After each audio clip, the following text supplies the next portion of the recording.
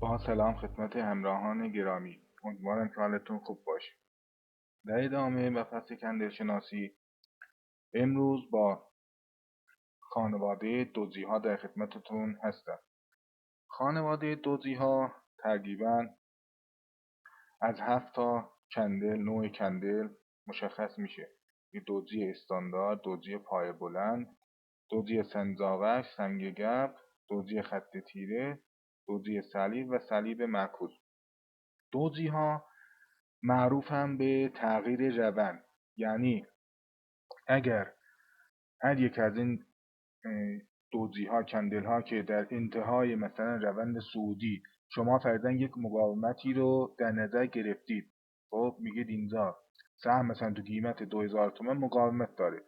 وقتی که دیگه تو قیمت 2000 تومان یا مثلا 5% 10% مونده به این دوزیها رو کندل‌ها رو ببینید، دیگه یواش یواش باید حواستون رو جمع کنید، چون اینها یعنی میگن که دیگه خریدارها دیگه دارن قدرتشون رو از دست میدن. دوزیها یعنی که شک و تردید توی معامله، یعنی مثلا تو روند صعودی کنه خریدارها دیگه به این قیمتی که رسیده دارن شک میکنن به خریدش که از این به بعد میتونه صعود بکنه یا نه. یا مثلا این کندل ها اگر تو یک قیمت حمایتی فرضاً مثلا توی یک روند اصلاحی هستیم، سهم داره میاد پایین، حالا ما یه محدوده ای مثلا از 2000 تومن داره میاد 1000 تومن رو گفتیم مثلا تراز فیبر 61.8% یا مثلا حمایت کلاسیکی داره، اونجاها ما این کندل ها رو میبینیم. اونجا هم این معنی رو میده که بازار فروشنده ها دیگه شک دارن به فروش این سهم، چون قیمت دیگه خیلی نزول کرده، میگن دیگه ارزش فروش نداره. اون موقع است که میبینید بعد از این دوزی‌ها کندل‌های صعودی یا مثلا ممکنه اتفاق بیفته، یعنی بازار کم کم داره خریدار توش پیدا میشه. خب اصلی ترین گفتم ما تو مقاومت پیازت هایی که تعریف میکنیم و حمایت ها دنبال این کندل ها میگردیم. دیگه میانه روند بیاد، ممکنه مثلا میانه روند دوزی سنجاقک بیاد، برای ما مفهومش قدرت روند رو نشون میده. شما نمیتونی ممکنه فرداش نزول کنه. پس اصلی ترین جاهایی که استفاده میکنیم یادتون باشه مقاومت، پیارزت ها و حمایت ها بیشتر اهمیت دارن. دیگه یک میانه روند اصلاحی ممکنه تقاضا رو نشون بده، ولی خب فشار فروشنده ها هم ممکنه بیشتر باشه، نتونه مثلا تقاضا پیشی بگیره. پس بیشتر تو مناطق حمایتی دنبال این کندل ها می باشی، مفهوم بیشتری دارن. شما مثلا الان این سهم 3 شاهد هست، خب ببینید آخرین کندلی که برای ما زده، ببین 3 روز پشت سر هم صف خرید بوده، یه دفعه یک دوزی سنگ گبر، اسمش هم دیگه معلومه دیگه، سنگ گبر، یعنی مثلا معنیش اینه که دیگه هر کی که اینجا خریده گبر خودش رو کنده، معنیش کاملا واضحه. ببینید بعد از این کندل دیگه تقاضا نتونسته، مثلا اینجا قیمت 7782 تومن باز شده، قیمت درست رفته بالا، بالاترین قیمت رفته تا صف خرید، ولی فروشنده ها اینجا دیگه اومدن تو میدون. فروشنده ها اینقدر زورشون زیاد بوده که قیمت رو کشیدن دوباره تو صف فروش. قیمت باز و بسته شدن یکیه دیگه، بعد از اون دیگه قیمت نتونسته صعود کنه. اینجا ببینید تو میانه مثلا یک تقاضایی هم پیش اومده، ولی قدرت روند دیگه اینقدر زیاد بوده که کشیده اومده پایین، تقریبا رسیده 60% 70% اصلاح رو نشون میده. مثلا اینا رو ببین، دوزی سنجاقک برای ما مفهوم تقاضاست، ولی کجا اینجا دیگه به دردمون نمیخوره.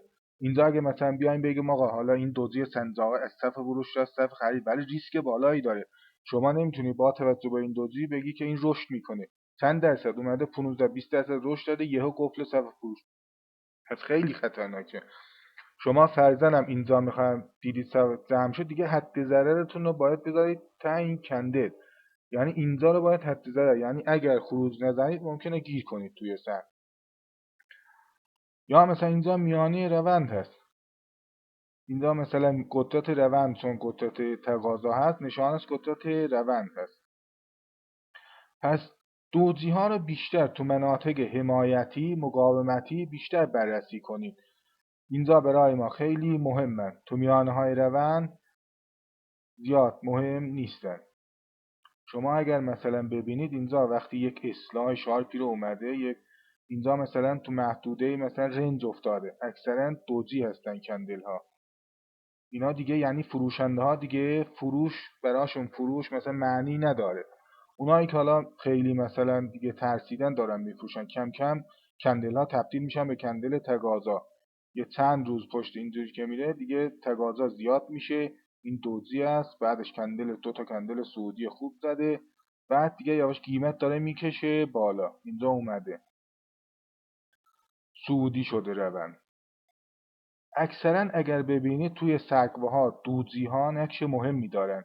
یک دودزی شما حداقل میبینید، اینجا هم دودزی سنگاقک هست. درسته قدرت تقاضا رو نشون میده، ولی گفتم اینجاها این معنی رو میده که فروشنده ها بیدار شدن، یعنی دارن فروشنده ها میان تو میدون فروشتن، اصلاحش انجام داده.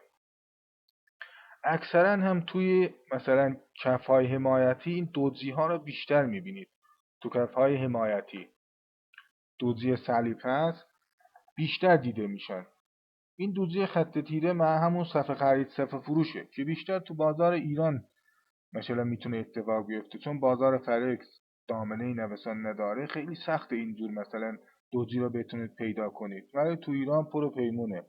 همین سه شاهد رو ببینید، دودزی خط تیره است. یعنی خریدار نداره، یه قفل صفحه فروشه، خرید فروش اوپن، چارت قیمت هم یه قیمت هست. اینا هم گفتم دودزی استاندارده که اغلب گفتم شک و تردید هست. معنیش اینه که دیگه تو انتهای روند صعودی، یعنی دیگه نزدیک میشیم به پایان روند صعودی، کم کم باید به فکر باشید. مثلا این شکل اگر مثلا توی انتهای روند صعودی خیلی مثلا خطرناکه دیگه، معنیش بازار به اینها خیلی اهمیت میده، یعنی اینکه روند داره تموم میشه. همینطور هم اینجا دیدید خیلی واقعا قدرتش زیاده. این کندلم ببینید مثلا قیمت آوردن پایین، حالا به خاطر جو هست یا از تبلیغاتی که برای سهم میکنن، احتمال اینجا خالی کرده باشن دوباره آوردن یه پالایی زدن برای مثلا جو است که به ایجاد میکنن. اکثرا این کندل ها که تو سقف میان بعدش دیگه کم کم اصلاح رو ما میبینیم. این هم که دودزی صلیب هست، شبیه صلیبه که میاد، اینم صلیب معکوس. حالا فرضاً ما این مثلا دودزی سنگفر اومد روی مثلا محدوده حمایتی که انتخاب کردیم برای ما اتفاق، اونجا هم دیگه مثلا نمیگیم بین فشار مثلا عرضه بیایم مثلا مثل سگ رفتار کنیم، نه. اینجا دیگه خیلی معنی خاصی نمیتونه برای ما اون معنی رو که مثلا توی سگ میده اینجا هم بده. گفتم اینها جایگاه کندل ها خیلی مهمه، باید بدونید کجا ازش استفاده کنید. هر جایی نمیشه بگیم مثلا توی کف قیمتی بعد از یک اصلاح 50% مثلا یه سنگ گبری اومد بیایم بفروشیم، نه دیگه. اینجا مثلا بیشتر خیلی سخته که مثلا دیگه بعد از 50-60% اصلاح دیگه سهم مثلا به اون گفته مثلا فشار فروش داشته باشه. ببینید تو سهم فولاد درست تو سقف قیمتی سهم از 1000 تومان نزدیک 1000 تومان وقتی اومد اینجا مثلا دیگه شما نمیتونی بگی بله توی 2000 تومان 2200 تومان یک سنجاقک زده پس قدرت تقاضا زیاده. این به این معنی است که دیگه اینجا فروشنده ها دارن بیدار میشن، مواظب باشه. بعدش هم یک صلیب معکوس، بعد یک کندل های نزولی تایید رو زده دیگه، کم کم اصلاحش رو شروع کرده. هر سهمی رو ببینید شما تو سقف‌های قیمتی این سنجاقک ها رو میبینید بیشتر اتفاق میفتن دوجی ها. یعنی قبل از مثلا یک اگر اومده یک کندل نزولی حداقل یک 20-30% اصلاح رو کرده هر کجای سهم میاد. ببینید تو سقف قیمتی دو تا دوجی داریم، یه دونه دوجی کجا اینا اومده باز کندل ها، اینا هم کندل های تایید بعد این دیگه گفته، یعنی دیگه کم کم اصلاح شروع میشه. دوجی سنگ گپ دیگه اومده پایین. اینجا ببینید این توی حمایت میتونه مثلا یک نوسان 10% رو تو بازار به وجود اومدن مثلا کسایی اومدن اینجا رو حمایت انتخاب کردن، منتظر مثلا عکس العمل بازار هستن. میبینن مثلا کندلی که بروز میده دوجی است. خب که وارد میشه احتمالا مثلا یه نوسان 10 15 درصد میگیرن، بعد میبینن دیگه قیمت نتونست بره بالا، خارج میشن.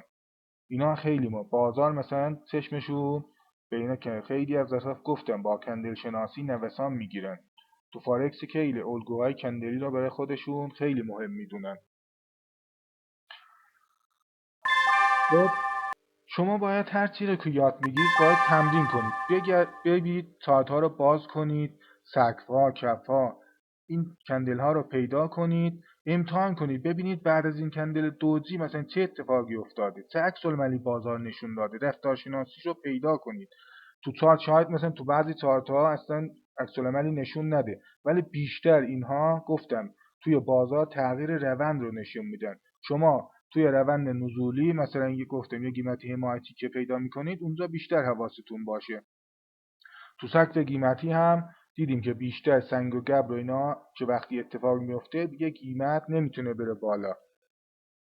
هر چی که یاد میگیرید برید تمرین کنید. اگه تمرین نکنید از یادتون میره، نمیتونید مثلا بعدا استفاده کنید. الان مثلا این ویدیو رو دیدید، برید مثلا چارت ها رو باز کنید، این کندل ها رو پیدا کنید، تو نقاط حمایتی، سطح قیمتی، ببینید مثلا چه عکس العملی نشون داده. موفق و پیروز باشید.